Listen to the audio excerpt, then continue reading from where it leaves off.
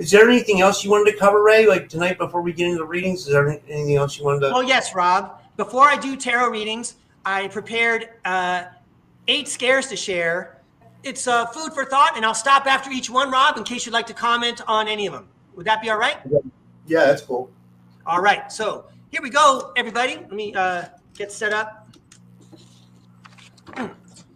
All right. My name is Breakaway Ray. I'm the host of STARCARD podcast. I prepared something special tonight for Typical Skeptic podcast. It's called Breakaway Ray Shares 8 Scares, starting with number 9. There were a lot of scary things to talk about. When I got as high as number 9, I was paralyzed with fear. When I got up to number 9 and realized number 9 was math, I backtracked and set the ceiling to number 8. Because number 9 is math, and math is scary. Number 9 is math. And if I went up to number 10, I'd be in double digits.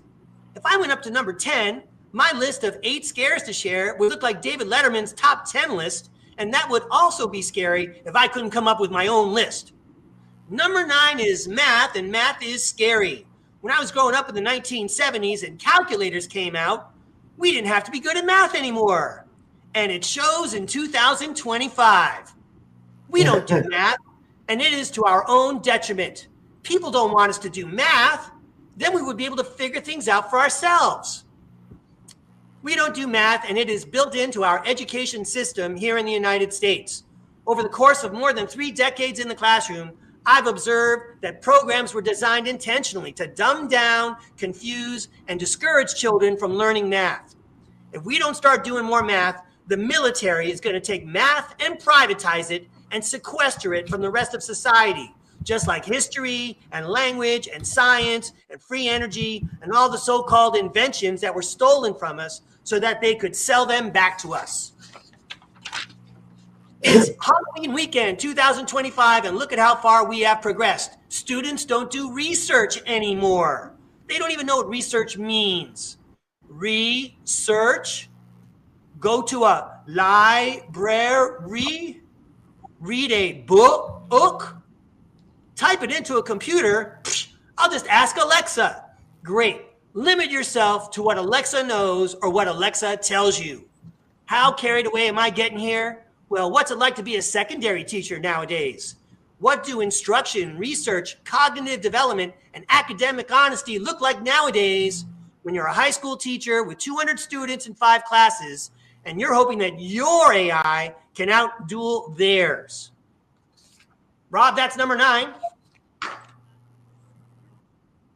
And now on to number 8. Wow, it's interesting. Number 8, underground cities. No, wait. Number 8, underground civilizations. I was surprised to learn about inner Earth in Shambhala or Shangri-La or Sangria or whatever the name of that place is. Then when you look at a 2-dimensional map like it's a chessboard and you see a military base, you don't see the 3-dimensional chessboard of the underground part of that military base. Indeed, most of the time, we only see the tip of the iceberg, an entrance into a mountainside, a little shack out in the middle of nowhere that has an elevator to the underworld, signs in the Nevada desert that say that there are U.S. Navy bases underneath. Then you have Secret Space Program experiencer John Whitberg telling us what's under the Giza Plateau and that the Ural Mountains are actually pyramids. Then you have old world buildings and cities around the world which have foundations established way under the ground that we would never think about if we didn't do a little math and ask questions. Number 8, anybody want to be the first to grab a flashlight and explore that tunnel going underground? Yeah, you could go first. On to number 7. Number 7, breakaway civilizations and technology. Shouldn't we be scared of number 7? You mean there really are aliens? Wait, the Germans from 1940s Germany got spaceship technology from extraterrestrials? Germans from 1940s Germany went to Antarctica and then went to outer space? Wait, the Germans from 1940s Germany won the war and now I live in the United States of Operation Paperclip? There's really anti-gravity? there really are things like cloning and regeneration tanks? When you go into the military, the very first part of it is called boot camp. You're trained in survival and how to function as a cog in a hierarchy. Life on Earth is perpetual boot camp. Things do not need to be this hard and waste so much time. The answers already exist, but some selfish and, let's face it, sick people are hogging it all for themselves. Number 7, dude. On to number 6, mind control with a K. You know, I got enough things on my mind without having to worry about mind control. I'd like to be able to watch TV or scroll through my phone without having to worry about signals being sent and received. Oh, hey, hang on. I have to worry about mind control, and that involves reading my mind too? Whatever. If you're going to do that, then just put a neural link in my brain. Who cares? I am exhausted at the end of the day, and I just want to fall asleep in front of the television. I don't want to think about being scared that mind control is omnipresent, invisible, pervasive, worldwide, and part of my thoughts every day. Mind control has been around forever, re-emerging in Bavaria in the 1800s. Mind control is integral to all civilizations, including those off-world. Mind control was used in the Iraq War in the early 1990s when voice-to-skull technology told Iraqi soldiers to lay down their weapons.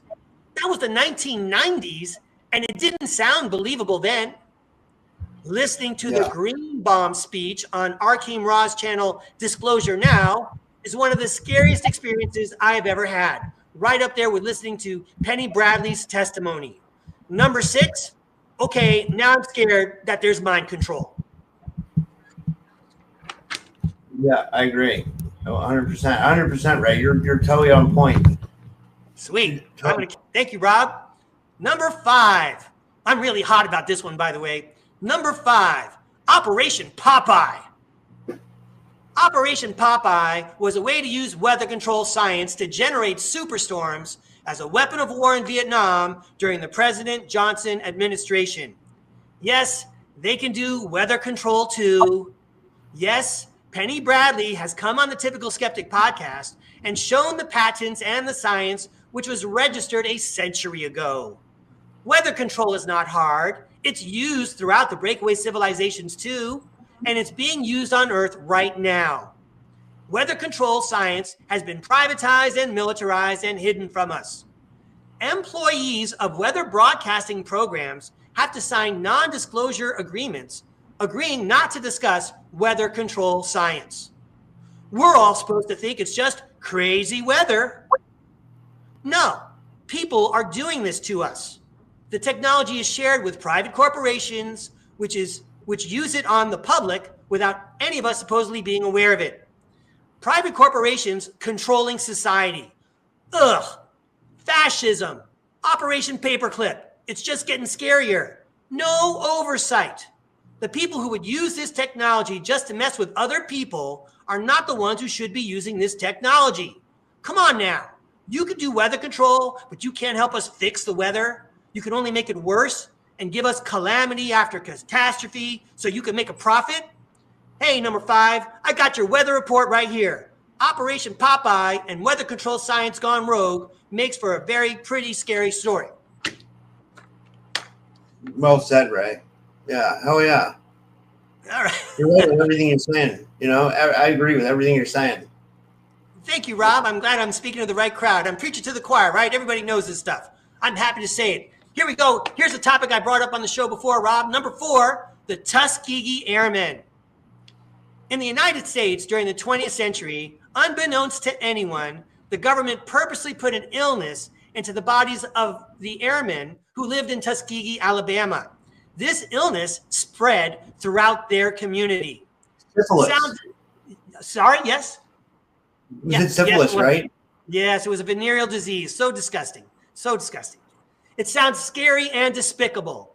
Well, if you listen to Carrie Cassidy, who was recently on Rob's show, let me see. If you listen to Carrie Cassidy and many others, that dynamic of poisoning and polluting a community is mind control-like, They're using mind control and microwaves, and it's everywhere. It's across our country. It's around the world.